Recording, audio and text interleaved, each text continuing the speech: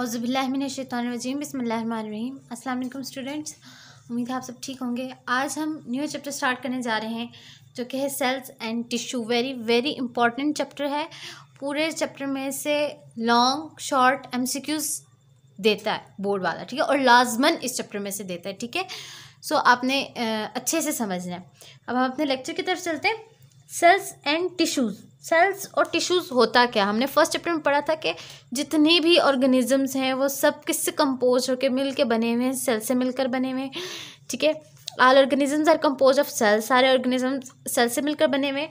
Unicellular organisms are composed of a single cell while multicellular organisms are composed of many cell. हमने unicellular organisms और multicellular organisms के बारे में first chapter में पढ़ा था कि यूनिसेलुलर ऑर्गेनिजम्स वो होते हैं जो कि सिंगल सेल से मिलकर बने हुए होते हैं, like bacteria, and multi cellular जो ऑर्गेनिजम्स आ जाते हैं उसमें हम ह्यूमंस आ जाते हैं या फिर एनिमल्स आ जाते हैं जो कि बहुत सारे ढेर सारे सेल्स कंपोज होकर एक इंडिविजुअल बनाते हैं। सो इस चैप्टर में हम मल्टी सेलुलर ऑर्गेनिजम्स को स्टडी करेंगे, किस तरह सेल्स अरेंज होते हैं, टिश्यूज़ बनते हैं, ऑर्गन्स बनते हैं और एक पूरा ऑर्गन सिस्टम बनता है, ठीक है। स्ट्रक्चर, सेल के स्ट्रक्चर के बारे में भी पढ़ेंगे और डिफरेंट काइंड्स ऑफ टिश्यूज़ के बारे में पढ़ेंगे जो कि प्लांट्स में भी हैं और एनिमल्स में भी है। तो आज जो हमारा सब टॉपिक है वो है microscopy and the emergence of a cell theory, ठीक है। माइक्रोस्कोपी क्या थी और सेल थ्योरी के बारे में पढ़ेंगे, ठीक है, emergence of a cell theory के बारे में। कहते हैं कि cells are a very minute structures, they can not be studied without using a microscope. क्योंकि सेल इतने छोटे स्ट्रक्चर्स हैं कि उनको हम माइक्रोस्कोप के बगैर स्टडी नहीं कर सकते। The discovery of cells and then the further studies of the internal structure of the cells were depended upon the use of a microscope. Cell की डिस्कवरी और इसका इंटरनल स्ट्रक्चर की जो स्टडी है वो किसके ऊपर डिपेंड करती है कि हम जब माइक्रोस्कोप को यूज़ करते हुए जब हम सेल को देखेंगे तो तब हमें सेल को फर्दर हम उसकी डिस्कवरी के बारे में पता चलेगा और उसके इंटरनल स्ट्रक्चर के बारे में भी पता चलेगा। अब इसकी जो थ्योरीज हैं, जो डिफरेंट साइंटिस्ट हैं किस तरह मतलब कि सेल को अंदर से स्टडी किया वो हम पढ़ेंगे। In 1596 in Holland Zacharias Janssen fitted a lenses at the end of a tube and observed things through it. 1596 में हॉलैंड में एक साइंटिस्ट थे सर जैकरियस जेनसन। उन्होंने क्या किया, एक ट्यूब ली और उसके एंड पर एक लेंस को फिट किया। अब उन्होंने वहाँ से चीज़ों को ऑब्जर्व करना शुरू किया, ठीक है।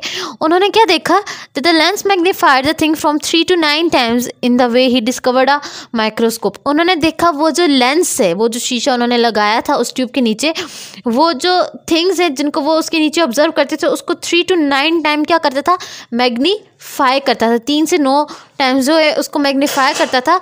तो इस तरह जो सर जेनसन थे उन्होंने क्या किया, माइक्रोस्कोप को डिस्कवर किया। When we see anything under a microscope, its image size increases many times. अब जब हम किसी भी चीज़ को माइक्रोस्कोप के नीचे देखते हैं तो उसका जो इमेज होता है वो इंक्रीज हो जाता है, ठीक है। The increase in the image size is called a magnification. First definition आ गई मैग्निफिकेशन की। मैग्निफिकेशन क्या होता है, माइक्रोस्कोप के नीचे जब हम किसी भी चीज़ को रखते हैं तो उसका इमेज का साइज जो इंक्रीज होता है उसको हम मैग्निफिकेशन कहते हैं, ठीक है। जैसे आप अक्सर बोलते हैं जूम इन और जूम आउट होता है, तो इसी तरह जब माइक्रोस्कोप के नीचे आप किसी भी चीज़ को मैग्नीफाई करते हैं, जूम करते हैं, तो उसको हम मैग्निफिकेशन कहते हैं। Another important character of a microscope is a resolving power और रेजोल्यूशन। माइक्रोस्कोप का एक और इम्पॉर्टेंट कैरेक्टर है जिसको हम रिजॉल्विंग पावर या फिर रेजोल्यूशन कहते हैं। इसका क्या मतलब होता है, क्लैरिटी ऑफ एन इमेज, ठीक है।